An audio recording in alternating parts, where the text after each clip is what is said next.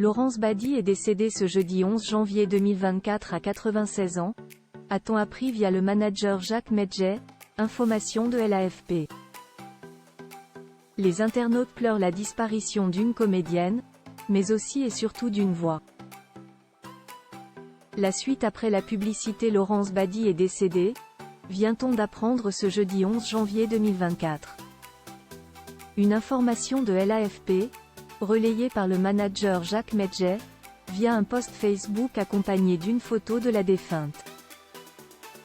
La comédienne, star du jeu l'Académie des Neufs, avait 96 ans.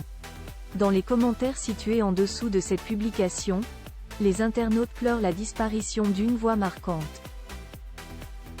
Une comédienne de génie, je l'aimais beaucoup, la voix de mon enfance sur des comptes 45T. Beaucoup plus tard, je l'ai saluée à la chance aux chansons dans les émissions d'époque. Pensée sincère madame, une voix qui s'éteint. Peut-on lire? L'agent Patrick Goavec précise de son côté qu'elle s'est éteinte à l'âge de 96 ans en Bretagne. Rappelons qu'elle a longtemps vécu avec Maurice Jarre, le célèbre compositeur de musique de scène et de film, décédé quant à lui le 28 mars 2009 à Malibu, Californie.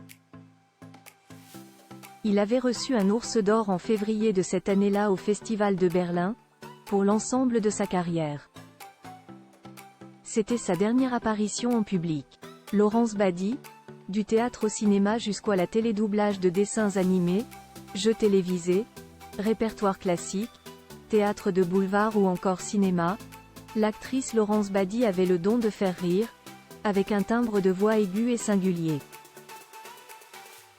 Sans forcément connaître son visage, des générations se souviennent de la voix haut perchée qu'elle prêtait au personnage de Vera dans Scooby-Doo. Les plus âgés se rappellent plutôt de cette blonde menue et gouailleuse, petite frimousseuse au nez retroussé, qui a fait les grandes heures de l'Académie des Neufs, l'émission télévisée à succès du midi dans les années 1980. Dans sa longue carrière, elle tourne aussi dans plus d'une centaine de films, séries et téléfilms. Souvent des rôles secondaires mais parfois avec des grands cinéastes, de Sacha Guitry à François Truffaut en passant par Vincente Minnelli, Alain Resnais et Vittorio De Sica. De son nom complet Laurence Dolores Bady Lopez, elle naît le 15 juin 1928 à Boulogne-Billancourt, près de Paris. Elle étudie un an à HEC mais préfère le théâtre. Et prend des cours avec le comédien Julien Berthaud. Lors d'une audition, elle s'en mêle les pinceaux et lâche un oh merde. Il faut prendre celle qui a dit plus merde plus, tranche le metteur en scène, un certain George Wilson qui l'a fait entrer au TNP, Théâtre National Populaire, de Jean Vilar, où elle reste près de 10 ans. Avec déjà une prédilection pour les rôles comiques. Les plus belles années de ma vie. Là où j'ai tout appris, au contact des grands acteurs, Gérard Philippe, Philippe Noiret, Maria Cazares. Elle tourne aussi pour le cinéma, où elle est repérée dans Jeux interdits, 1952, de René Clément. On lui confie vite des rôles de soubrette. Comme les gens manquent d'imagination, dès qu'il fallait jouer une petite bonne, j'étais engagée. J'en ai joué beaucoup.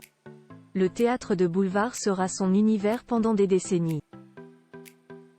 Elle joue notamment dans des pièces de Guitry mais, surtout, le public se presse pendant 1 an et demi pour la voir aux côtés de Louis de Funès dans Oscar, mis en scène par Pierre Mondy.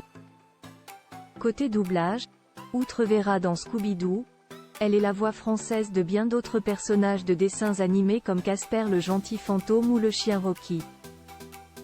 La suite après la publicité.